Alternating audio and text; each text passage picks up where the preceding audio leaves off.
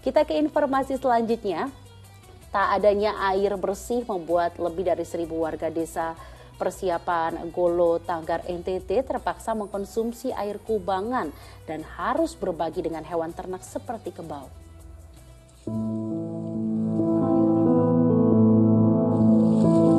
Tak ada pilihan. Warga desa Persiapan Golo Tanggar, Nusa Tenggara Timur harus rela berbagi air dengan hewan ternak seperti kerbau. Ya, mereka terpaksa mengambil air yang kotor di Kali Waerai untuk kebutuhan sehari-hari karena tak adanya ketersediaan air bersih. Bahaya bagi kesehatan itu sudah pasti. Tapi apa boleh buat, keruhnya air kubangan yang disertai bau menyengat karena tercampur dengan kotoran hewan ternak jadi sumber air satu-satunya. Sebelum dipakai, biasanya air diendapkan selama 2 hari. Untuk mengambilnya pun penuh peluh. Sebab warga harus berjalan kaki sejauh 3 kilometer. Tidak ada, sampai saat sekarang. Memang kami usul, tetapi hanya mereka jawab nanti. Itu saya bilang tadi, hanya nanti jawaban dari pemerintah. Nanti kami survei, ternyata tidak. Begitupun warga di Dusun Bancang yang juga terpaksa mengambil air selokan irigasi sawah untuk kebutuhan minum, mencuci dan juga mandi.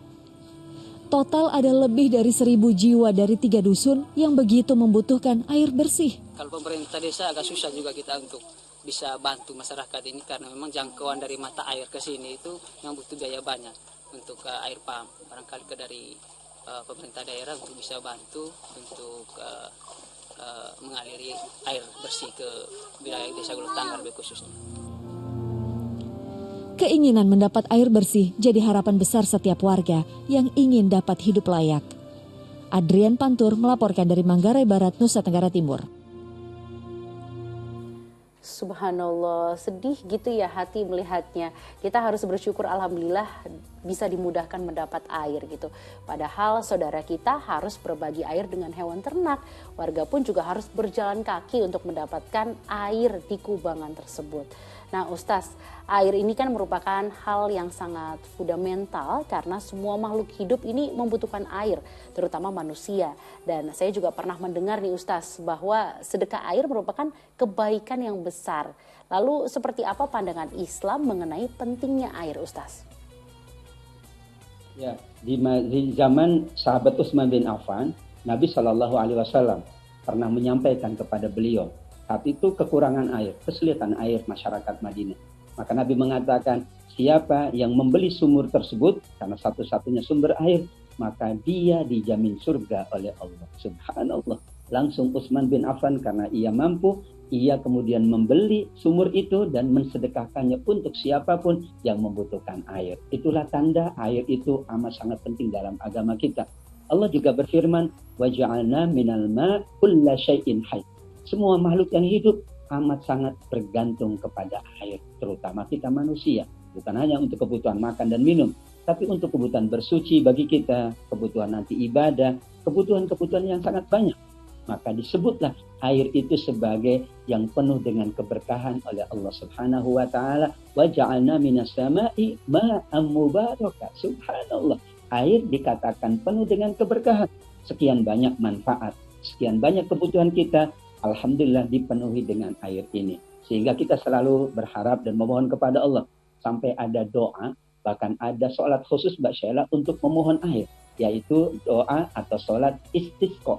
Sholat mengharapkan turunnya hujan, turunnya sumber air untuk segala jenis kebutuhan makhluk hidup, terutama kita manusia. Saking pentingnya air pula. Disitulah Nabi SAW mengingatkan tentang bagaimana mungkin kita dapat beribadah dengan sebaik-baiknya kalau tidak ada air. Meskipun ada tayamum, tapi tetap sempurnanya ibadah kita manakala kita penuhi dengan air. Dan itulah bukti bahwa air adalah kebutuhan sangat vital bagi kehidupan siapapun. Dan kita berharap mendapatkan air yang penuh keberkahan dari Allah Subhanahu wa Ta'ala. Iya, Ustaz bicara mengenai bersuci tadi nih Ustaz. Boleh nggak kita bersuci di air kubangan seperti saudara kita yang memang dia aja untuk minum kesulitan dan harus berbagi di air kubangan bersama dengan hewan. Itu gimana Ustaz jika kita bersuci menggunakan air itu? Ya, ini berarti ada sebuah kaedah yang kita mengacu kepada surat Al-Maidah. Illa makturitum ilai. Dalam kondisi darurat, segala sesuatu yang awal hukumnya haram menjadi boleh. Awal hukumnya najis menjadi tidak najis karena ketidaktersediaan ya air tersebut, maka dibolehkan. Karenanya ada pengganti dari air, yaitu dengan tayamum, dengan debu. Kalau tidak ada tayamum dan debu dalam fikih, itu sampai dibolehkan orang ya berwudu atau ya bersuci dengan apa adanya.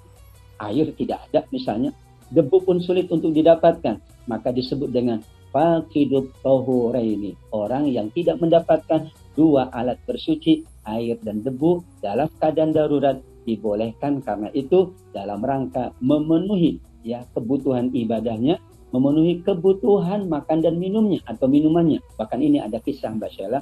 Dahulu ada seseorang yang melakukan perjalanan di padang pasir. Dia hanya bawa bekal sedikit air. Maka kemudian di perjalanan dia haus, namun dia harus berwudu. Maka dia kemudian beristihad, air itu digunakan untuk berwudu. Kenapa? Karena ia mengatakan untuk berwudu tentu lebih utama dari untuk minum. Namun ketika Nabi mengatakan, sungguh air itu lebih baik Anda minum. Karena itu adalah untuk menyambung hidup Anda, untuk menjaga nyawa Anda. Sedangkan untuk kebutuhan bersuci, Anda boleh menggunakan dengan debu, yaitu tayamum. Disitulah agungnya bimbingan Allah, bagaimana kita memanfaatkan air dalam keadaan darurat. Dibolehkan kita bersuci dengan ya air yang ada, dan itulah tanda kasih sayang Allah kepada kita semua.